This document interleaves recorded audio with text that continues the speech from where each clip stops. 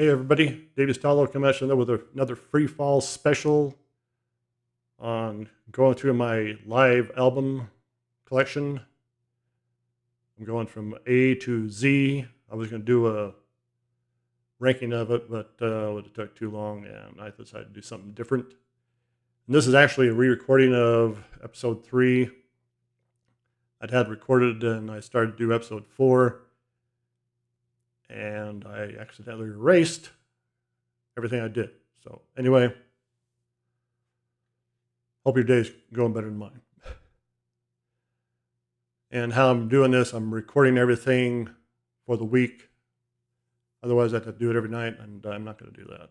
So this is day 3, and we're doing Black Sabbath.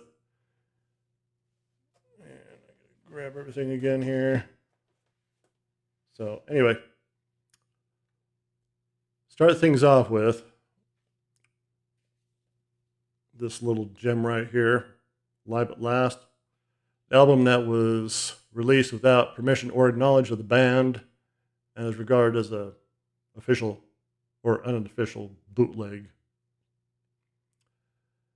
So the album, however, released legally by the band's former manager, Patrick Meehan, who owned the rights of the recording. Of course, a lot of legal and legal mumbo jumbo. So, but anyway, this still, though it's not as good as it could have been, it's still a decent album. Starts up with Tomorrow's Dream. There goes into Sweet Leaf. Tomorrow's Dream is, I think, is my favorite song off of Volume 4. And this was recorded during the Volume 4 tour. Killing Yourself Lives, okay, not a big fan. This is all got a live version of Cornucopia, which is a song that they didn't like doing live. Of course, Bill Ward has gone on record saying he does not like that song. It took him 2 days to finally get the drum track down. The first day, he couldn't get it. And it is a very difficult drum track. They told him to get lost, and he came back the next day and hit it. So, Snowblind follows the Embryo, Children of the Grave. Side B, War Pigs. Then a long version of Wicked World, which is almost 19 minutes long. That's the second off. It contains a medley of Into the Void, Sometimes I'm Happy, Supernaut, and drum solo. So, but they're not all listed. It's just listed as Wicked World. And then ends with, of course, Paranoid. And another oddity on this is if you look on the band listings here, you'll note that it's got Ozzy down as O-S-S-I-E, Ozzy Osbourne. Ozzy Osbourne. Another blemish. And it's recorded in Manchester and the Rainbow in London. So, anyway, decent album, but it could have been way better, especially if they'd got the band's blessing. And that album cover, picture of the moon, like a little satellite added in there. Anyway, the second one is a little bit better, but I have some problems with it. What I'm talking about, Live Evil.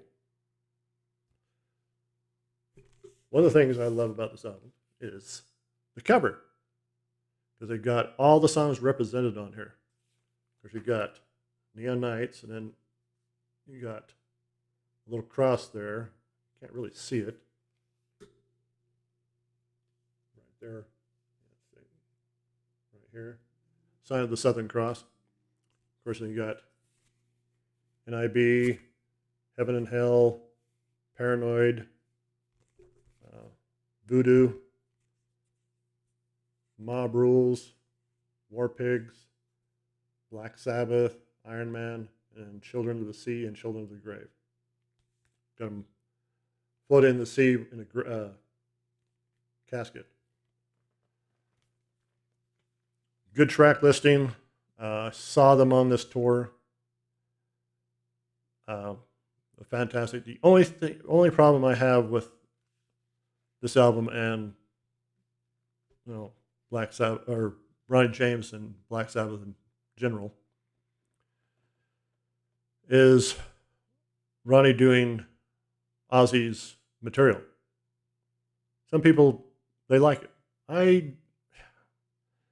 On some songs he's decent, but on others, I just grades on me. Starts out with E5150, then goes into Neon Nights. Great. Then, of course, goes to NIB. Ronnie does a decent job on that one.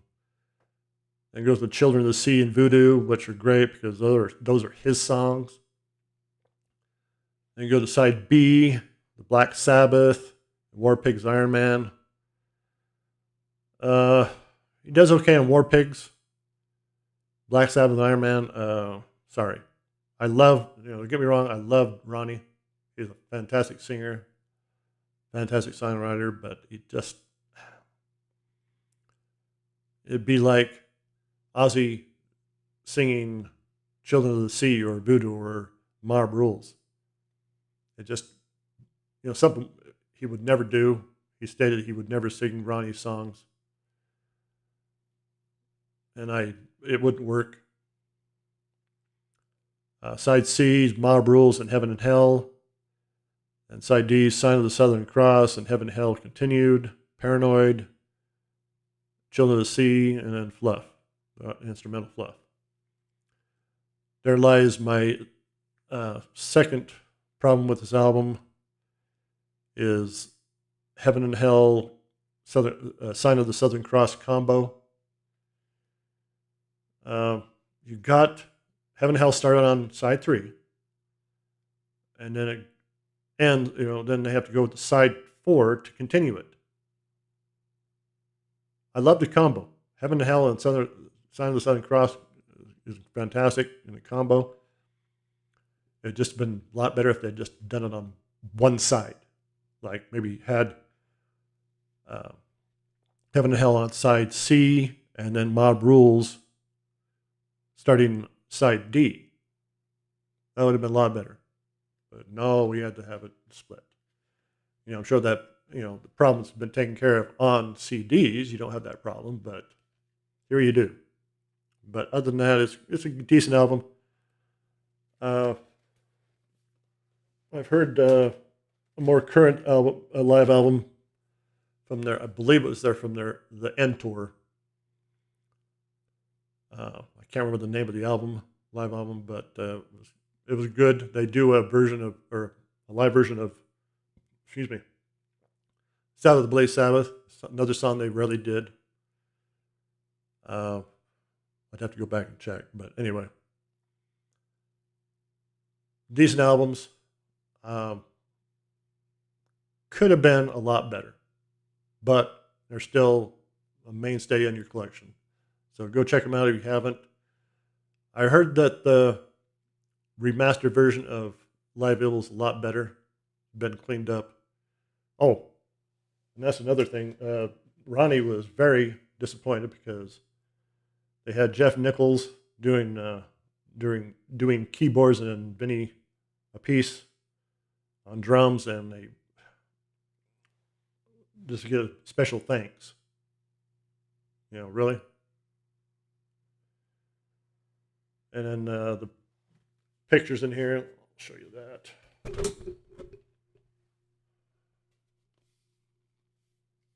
Just do a couple of Ronnie and one of Vinny and one of Jeff right there. But the rest, get a ton of pictures. So I know Ronnie, there was a sticky point with Ronnie. Of course, by the end of that tour, they weren't in speaking terms, from what I hear. So anyway, go check it out. And anyway, please subscribe, like the video, hit the notification bell so you don't miss an episode, and